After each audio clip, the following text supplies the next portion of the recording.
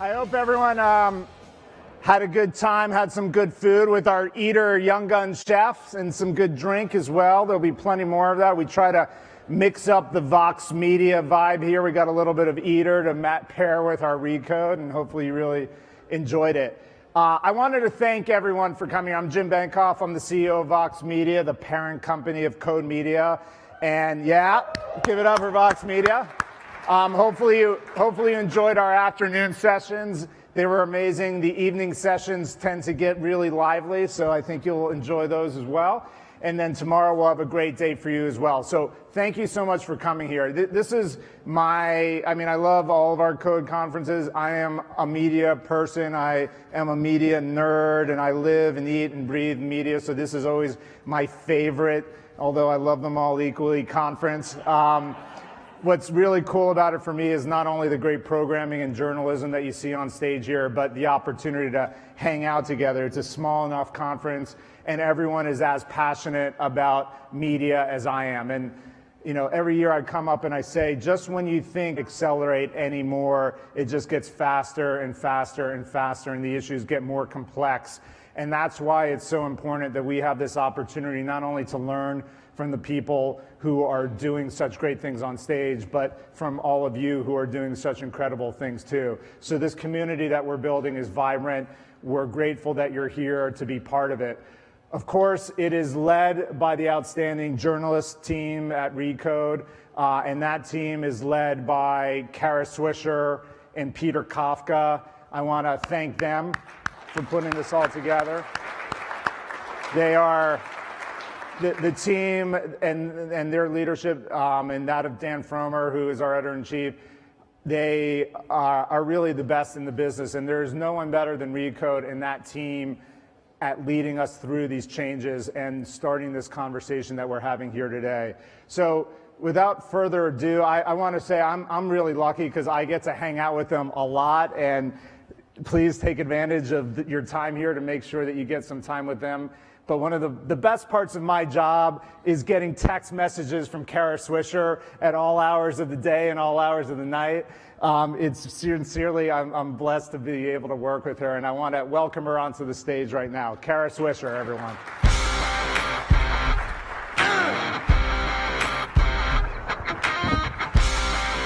Oh, it's still okay to hug sometimes in the workplace. Anyway, the next person I'm going to bring on, I've known for a very, very long time. One of the first people I interviewed when I got to Silicon Valley. They started a small company named Google in her garage, and I met her very early with Larry and Sergey, and we had lunch at very early Google headquarters, actually. And they couldn't carry on a conversation, and she could. So I've always appreciated. So I've always appreciated her. She did just appear on the television thing I'm doing. I'm now a television star. No, you can't have my autograph. But she was brave enough to come on the first one where we're talking about issues of work and where things are going and where Silicon Valley can take responsibility. She's a really fascinating executive, and let's just bring her out here. Susan Wojcicki.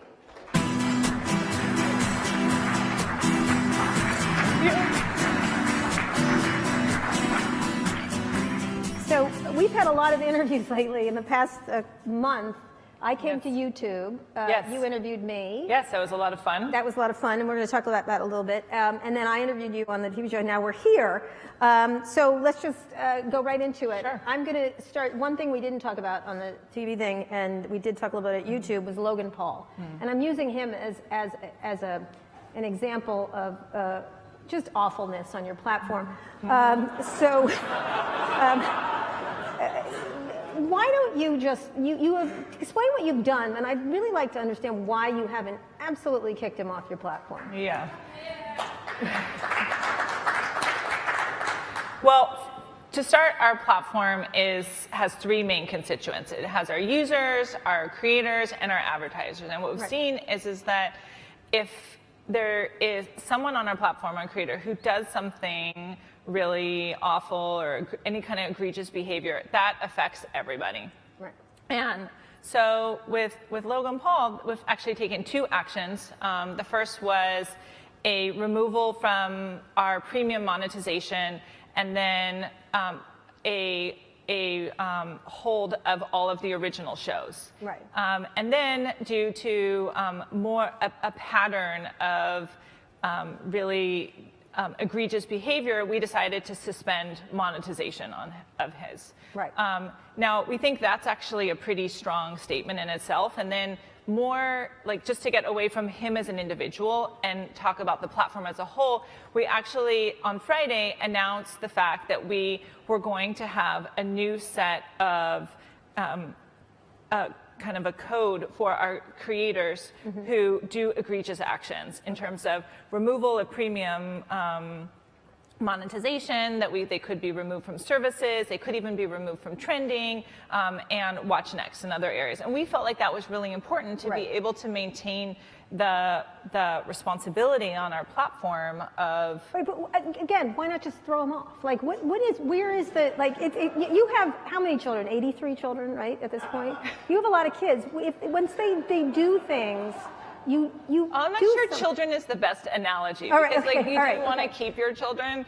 Yes. But right, like I wouldn't want to throw them out if they do something bad. Right. But I hear you on this point. And I mean, look, we do terminate accounts all the time. Right. So we do have a 3 strikes rule, and if somebody violates 3 times, then we terminate those accounts, and we do that all the time. And we always try, when we think about our actions, to make sure that we're being consistent. Right. And whatever we're doing, we're applying. That you're not consistent. No, right? they might complain about that, but we try our very best to be consistent across everybody. Okay.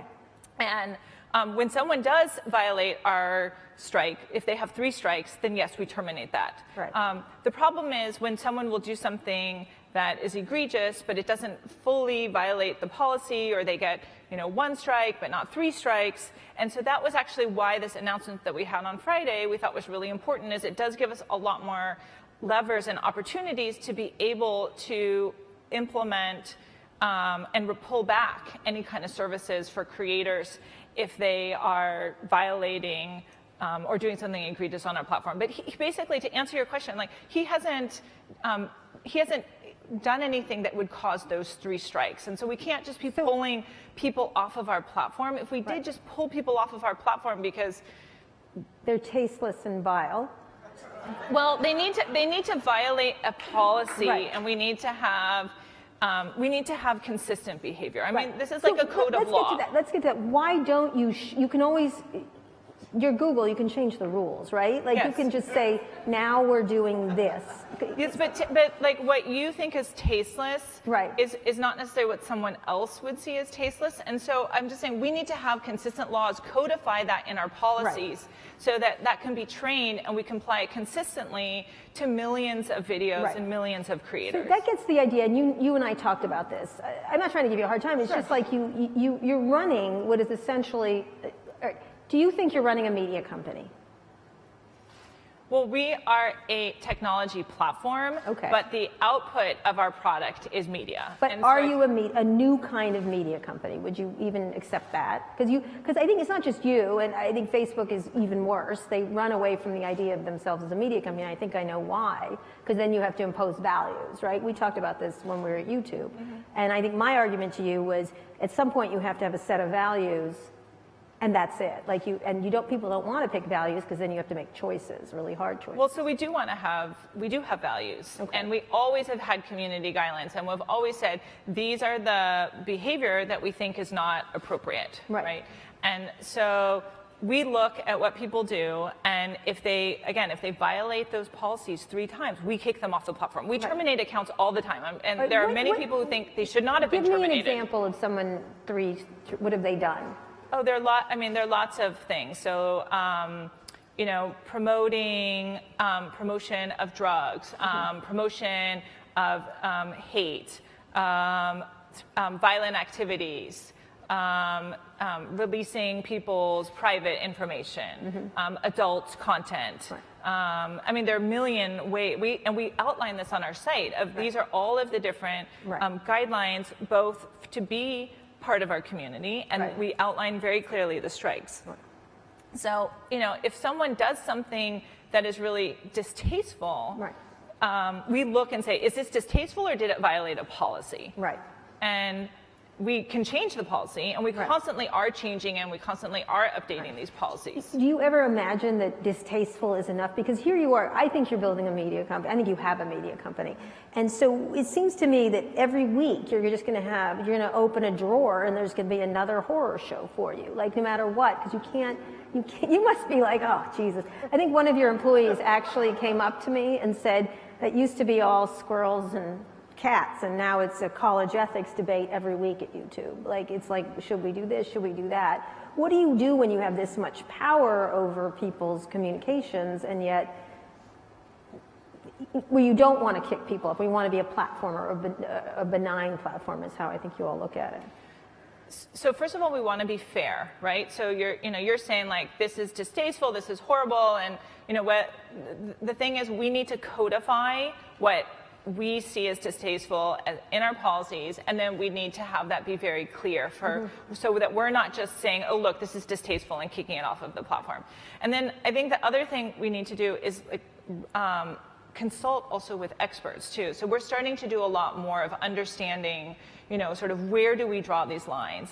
And also remember, we're a global platform. Right. And so we might have different values here in the US, but then you go to India or Thailand or Vietnam and they have a different set of values. And so we also have to be sensitive to those areas. So look, we think that having those values is very important. And that's actually why we felt like on Friday when we announced the fact that now we had a new set of services and benefits and privileges that we could tell creators ahead of time, look, if you do something egregious on our platform, these are the things that can be removed. And they always knew that they could have their account terminated. Right. But essentially what you're doing is slowly suffocating them. I mean, that's, yes. No, we're not slow. No, Quickly suffocating them. No, what? Well, you take away the monetization. Taking away the monetization is really powerful in itself because, look, it's a business, and so, and if there are content that we will remove if it violates our policies, and again, if they have 3 strikes, we'll. So how you do this? One of the things you guys just hired 10,000. Is that 10,000 people? Right. So we're in the process of having 10,000 people that will be looking at controversial content at Google. So to get faster. Now, as I said to you when I was interviewing you recently, like you need 1 million people for how many trillions of videos are every 5 seconds, or it's some enormous number. So we have 400 hours uploaded every minute. Every minute, which is a lot. Yes, it's so a lot. That's a lot of work for 10,000 people. Yes. Yeah. Luckily, it's not all being done by people. So you're going to do some with computers and AI and. Yes. So where is that in the? How do you feel about that? Because again, the combination is still probably not enough, correct, or not? Well, we think that the combination of that many people and the machines will really help us to be able to manage the content on our platform. And if it's not, then we will add more people and we'll also add more machines. Okay. And it's really important to have both because the people train the machines do that work at scale, and then the humans double check the work of the machines. All right. So the other controversy, obviously, you got into, and then we'll move on to your other businesses. But That's controversies okay. are so much fun. And you're very good sport for it. Russia stuff. Yes. What have you been doing to ensure? Obviously, Facebook has gotten into more trouble for this, and Twitter. But what are you guys doing to ensure that this doesn't happen again? Again, is this a machine thing, a people thing? What happened there from your perspective? Yeah. Well, we've looked really carefully at this, and we talked about this before. But we from our analysis of YouTube, what we've seen is there was a small set of ads, less than 5,000, and about 1,000 videos that all had relatively low view counts. So. First of all, we are, once we're aware of something, we can certainly look for that, identify that content, and remove that content. But the other thing that we have made as a change is requiring anything any kind of news that is state sponsored to be labeled. This is who is funding this content. And we're actually doing this across all state sponsored news globally. So whoever is providing the funding for it, it will now be labeled that way. Right. And then, and are you worried about these next elections, or how are you? What are you doing specifically for the midterm elections or even the next presidential election here in this country? Well, we think it's something really serious and important to be focused on and understanding. And so, I think from our systems of detection and looking at abuse, these are all areas where we're certainly looking for that type of content. And we're focused on the transparency component. And then I'm sure we're taking a number of steps too from an advertising perspective to make sure that we have the right set of rules and regulations around that. So getting into advertising, just yesterday, Keith Weed from Unilever was talking about that idea of not wanting to advertise. And you have gotten a lot of criticism, not you in particular, but YouTube and other companies, of not wanting to be adjacent to what has been problematic for a lot of these advertisers. How do you address that idea? They really, and I know you all got attacked at Davos by George Soros, et cetera. Like, sort of, tech has been the punching bag for everyone now. How do you look at that? And do you differentiate yourself from Facebook and Twitter, or are you all in the same troublesome boat? Well, we see a lot of value. I mean, I think there's some issues that we all are looking at, and we're thinking about how can we do better, and we're taking them seriously, like news, for example. But I also think YouTube is different in the sense that it is first of all, it's a video platform, and it's got a lot of really incredible information that people use all over the world, from an entertainment perspective to an education perspective. And actually, I was surprised to see that we do 1 billion views a day of just educational material. And so the how-to content is really an important area. And but back to Keith Weed and to advertisers, I mean, we take their feedback very seriously. We're an advertising-supported platform. We want to do the right set of things to build their trust. They're building brands on YouTube. We want to make sure that our brand is a place where they want to build their brand. And we've made a number of changes based on the feedback that we have with them. For example, our Google Preferred lineup is going to be all curated now and reviewed by humans. The second thing that we're doing is we made changes to how our partner program works. So at the beginning of last year, actually anyone could be in the partner program. Then we made a change to 10,000 lifetime views last year. And then most recently, we changed it to having to have 1,000 subscribers and 4,000 watch hours within a 12-month period. And so those are all examples of where we're making really significant changes because we want to be able to work with advertisers and make sure that they can come back to our platform and feel comfortable, and also provide the right set of tools and options for them to be able to be on the type of content they want, because not all advertisers are the same. Some are like, we're very brand sensitive, and some are saying, you know what, we're more focused on direct response, and we're okay with content being a little edgier. But do you worry about that? And what is it within the ethos? You've been in Silicon Valley forever. Sure. Is there an ethos in Silicon Valley where they've let this go? I mean, I think, I've called, I love Twitter, but it's a cesspool. Let's be, you're swimming in a cesspool essentially. And that's just my tweets. But it seems like Silicon Valley very much doesn't want to address that idea of growing up. Do you think that's fair or not, some of the recent criticism? I mean, I feel like this year we've been really focused on growing up. And we have, Google is, how old is it? 19 years old, 18, 19 years old. And, it's been an evolution, but I think the issues that we're seeing this year are significant, and we take them seriously, and we feel we have responsibility. And we are working really hard to figure out how do we address them, how do we build better solutions for all the different issues. Why has that taken so long? Because I often find I deal with people and they don't understand their power, nor do they want to take the responsibility. That seems to be a persistent issue for a long time now. Or do you not agree with that? You may not agree with that. I mean, look, we're a platform, and when you're a platform, you and one of the great things that we've done is we've enabled so much new types of content. We've enabled all these voices that before never had an audience. We talk about the diversity of audience, the diversity of content, all these wonderful benefits that have come out of having an open platform.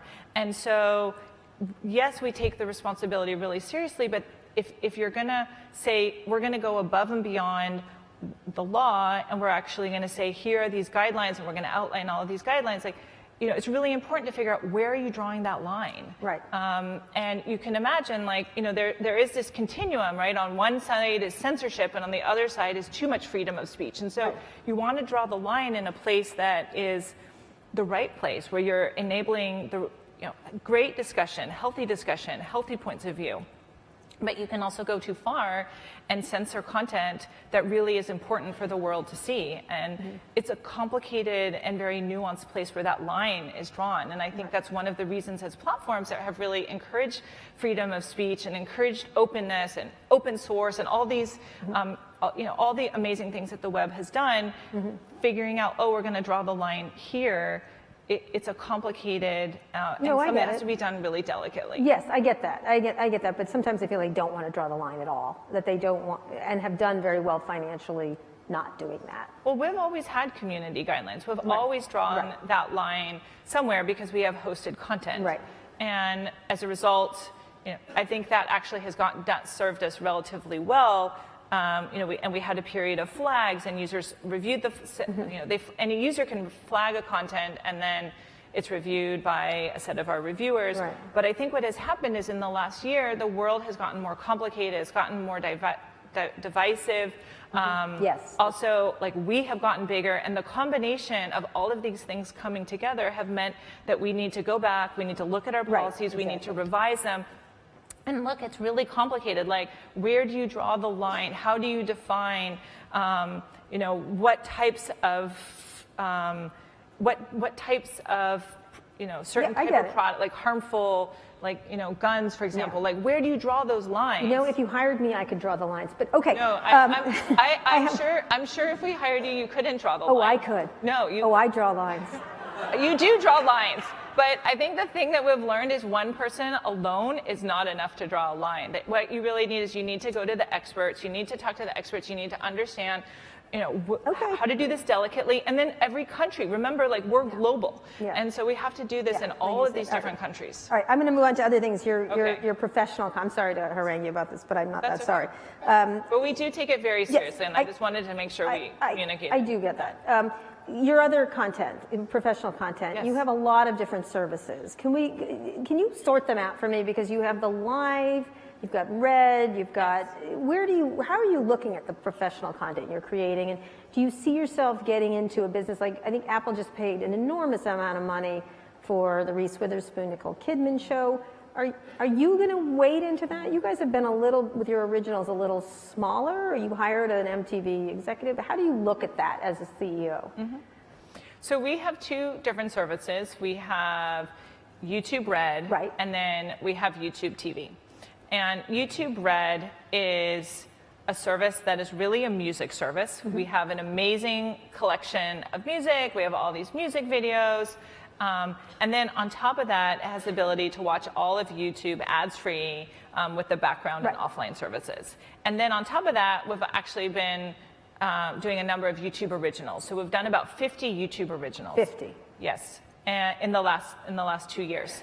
And we started out doing shows mostly with YouTube personalities, and we've expanded above and beyond that to doing more with music. For example, we did Demi Lovato, Simply Complicated, and we did this 4-day live with Katy Perry. And then we've actually also been doing more drama and other shows. So, for example, just last week we announced that we were doing Step Up with Step Up High Water. So we're doing something with Karate Kid. We're doing a number of different shows. And so all of these shows are something that we're adding on top of this music service with Red.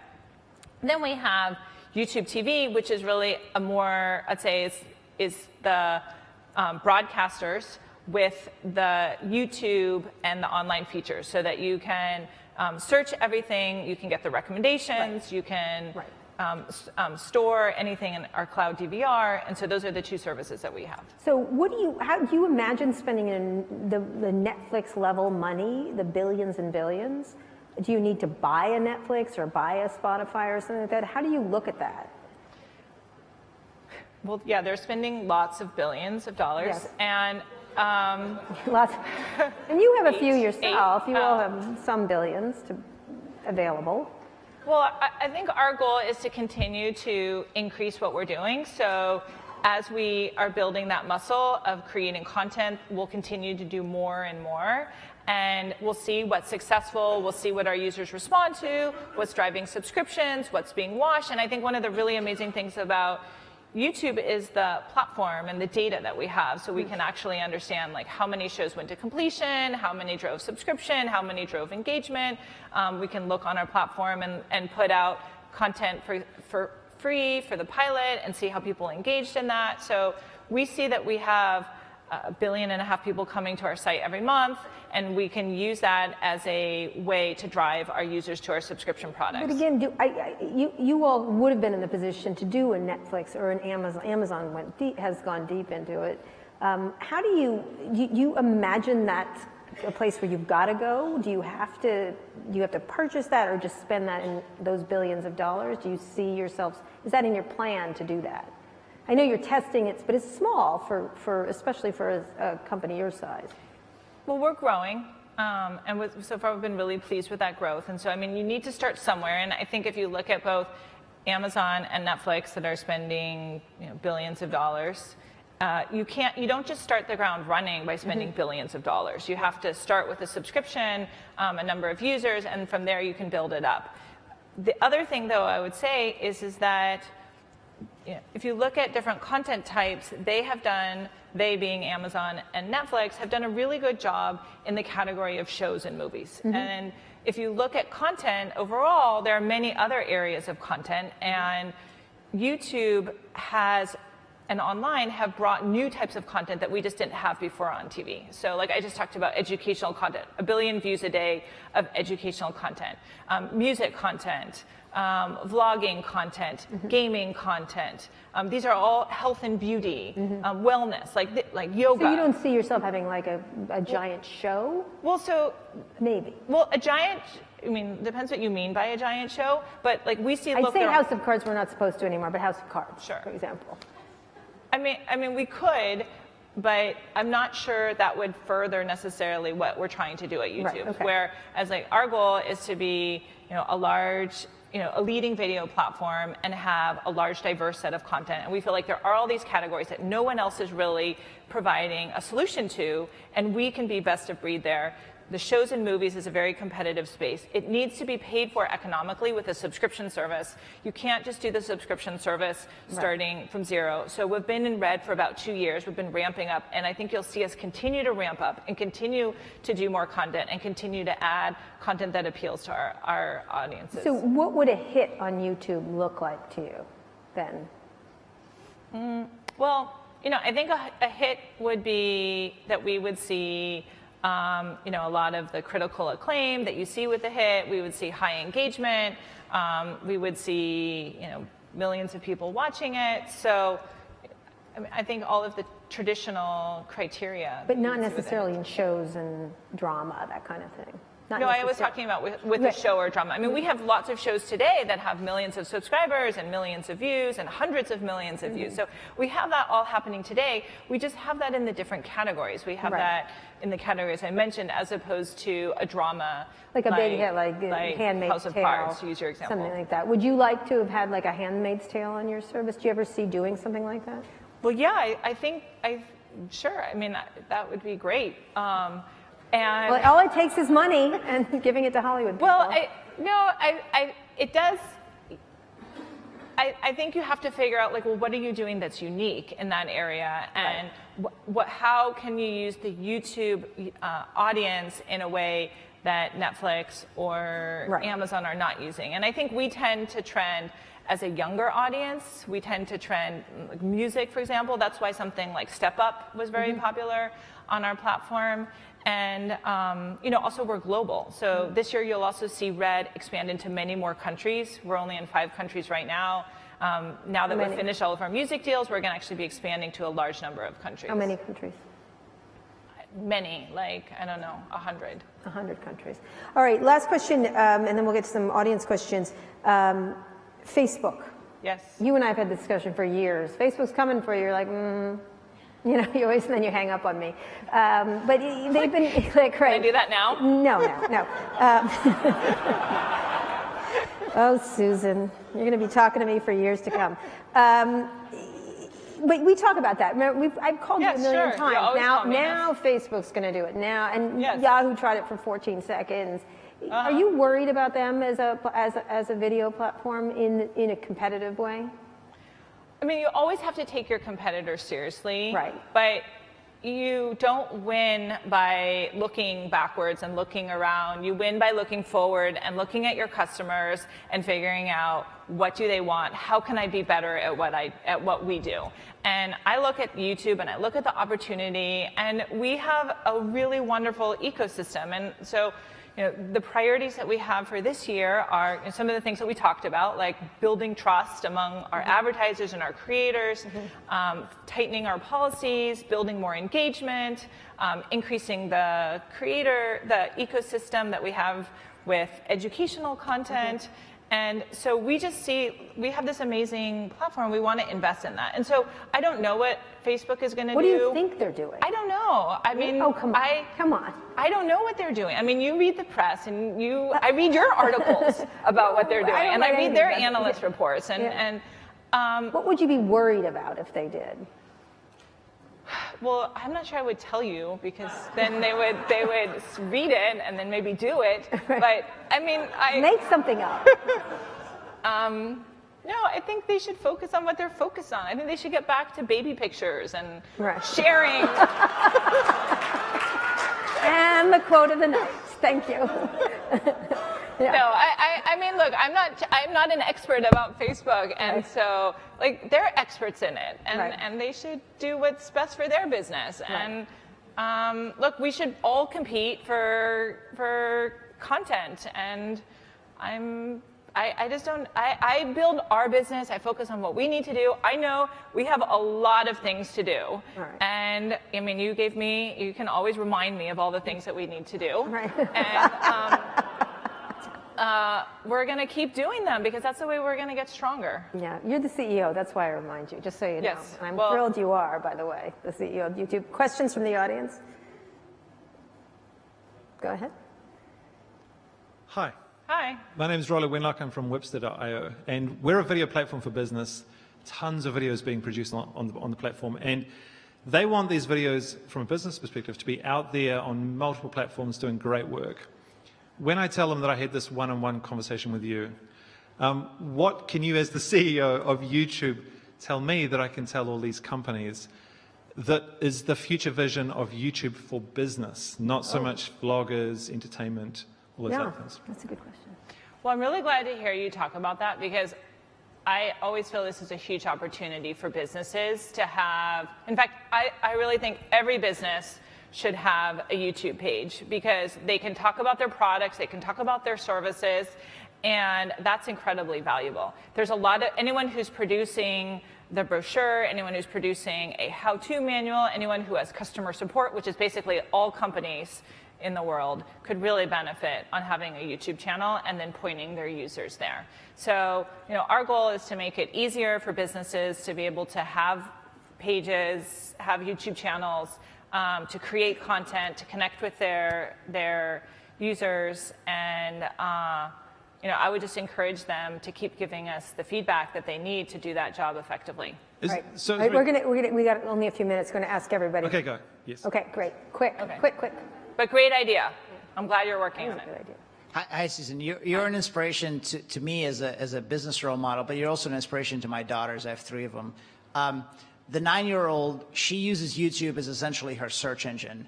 And obviously the parent company, Google, is incredible at search, and the search always comes up good, even though there's a lot of crappy web pages on Google. When it comes to YouTube and she watches kids-oriented videos, and then the recommended list comes up, there's some really disgusting stuff in there. Yeah, she and I have talked about this, this issue, the search problem. Yeah, it seems really bad, especially when it comes to kids. And my kid is well under 13. She's not supposed to be able to see this stuff, and she sees it all with her elementary school login, which is a Google-enabled login.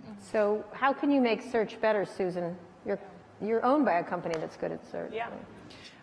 Well, first of all, just for background, we have a YouTube Kids product. And so for everyone who's a parent in the room who's looking for YouTube or has questions about YouTube, I'd first point them to YouTube Kids. But then to address the question about search and how to make that more, to remove the recommendations that are inappropriate for your daughter, a couple things. First of all, with search, we're working really hard to, depending upon the topic, to be able to default to whatever are the authoritative sources. That's especially important in a topic like news, to make sure that they're getting sources from the, whoever is authoritative in that space. And then, we talked about the policies here, like also making sure that, as we go through and figure out like what's the content that needs to be removed. So, we're working through this content overall to make sure that we are making the right recommendations to users related to what their search is too. It's hard, without actually seeing it, it's hard for me to comment on any specific area. Like we're working to make... Within every kid's category, Curious George, Elsa, type it in, and Yeah, you'll you see should. some really gross stuff. Yeah. Peppa Pig. I agree with you. It's a problem. So, okay, well, so I'd ask when you've done that, because we've been very focused in that area and actually removing that content or age gating it. And so if you have, I don't know if when you looked at it last, but we have been very, very active in removing the content or age gating it. Yep. So, and then when it's age gated, it shouldn't be recommended in that way. All right, very quick. We've got a few more. Hi, Dan Unger with Surfer. Susan, what are your thoughts about OTT in the next few years, and where are you, as YouTube, focusing? Well, I think OTT is a big area, and that's why we've been investing with the YouTube TV. I think the next generation of viewers is going to want to have the features of the search, the on-demand, mobile, cross-device, all of that functionality. And so I would just encourage most content providers to invest in an OTT strategy. So I see it as a huge area of growth for the long term. Great. All right, I'll try and make this super quick. First of all, It's the first time I've ever heard you characterize YouTube Red as a music service first. Yes. Great start. I have a real problem understanding the YouTube original strategy when you've articulated very clearly about the unique content offering that exists on YouTube and having these attributes that are rewarded, like personality and authenticity and all these wonderful, great things. To what end is it to put YouTube originals of big budget, high things on that? I know it's behind a paywall, but it's still on YouTube proper. And I just don't get to what end. Well, the Red originals will only have the first episode or the pilot on the free service. And But you're still on a YouTube channel, right?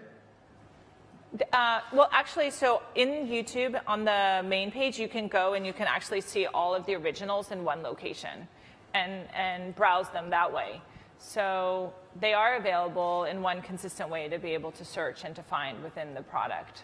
It just seems like interspersing premium content there versus, for example, YouTube TV, which totally rewards premium content, seems, I don't know, strange. Well, so I think the goal, when we first started this, we didn't have really any content, right? When you first started out, so having one page where you would have like 10 shows doesn't really make sense. And so it could have been that original strategy as you saw it, which was more to intersperse it, made sense then. But we have built a dedicated area just for the originals for our users to find so that the Red users can go and see, like, these are all the originals that we have.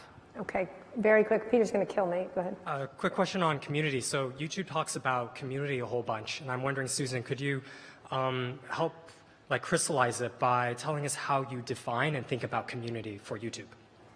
So what we see is the advantage of a digital platform is that you can have this two-way communication. And whereas TV was really about a one-way broadcast, you can have two-way communication with online video. And our goal is to encourage that as much as possible between the creators and the fans. And so that could be the comments, live, that could be even monetization like sponsorships or buying their merchandise. Also,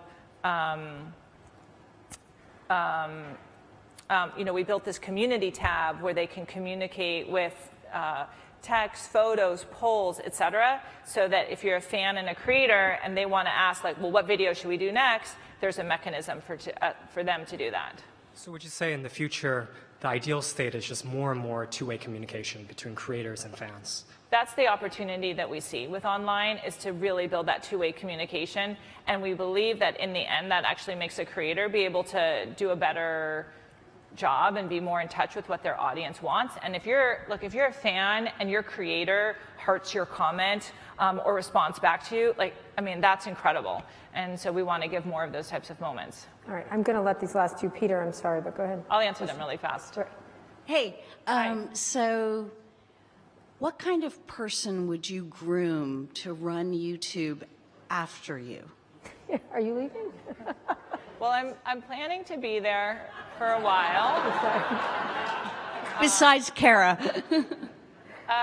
Someone who, I think it's actually been more complicated than I thought. I came from the ads background, and so having that ads background has been really valuable, but then also understanding the consumer component of it, and then also the media. So I think someone who has experience in all three of those areas is really valuable. And then lastly, someone who's just willing to always be flexible and aware of what's a changing dynamic environment.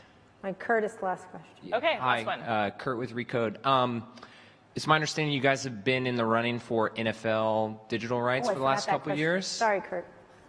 Go ahead. Go. Good. Am I allowed to ask? Yeah. Okay, Yeah. Great, thanks. Kara's my boss, so I can ask her if I. Question is, what is your why is YouTube? What's your pitch? Why is YouTube a great place for NFL streams? And what opportunity do you see for more live sports moving forward for you guys?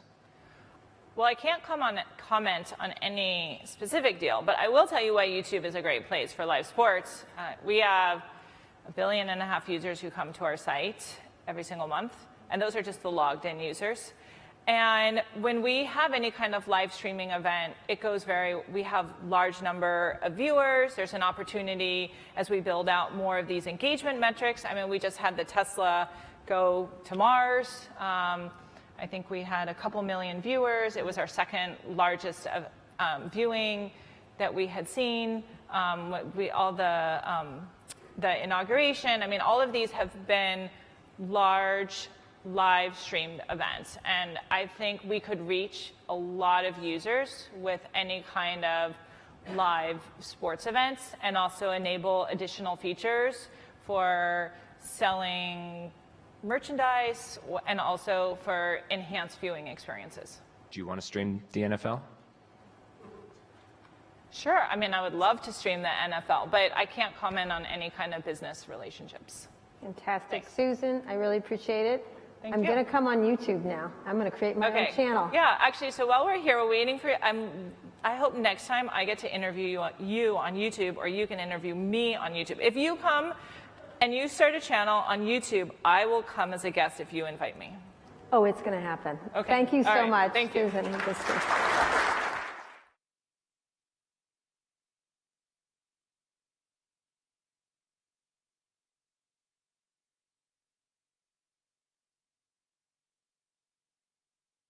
I always like talking to. He's smart, he's thoughtful, he runs a big company. He's in the news. And he also graciously came down here through 2 hours of rush hour traffic tonight. Please welcome Jonah Peretti, CEO of BuzzFeed.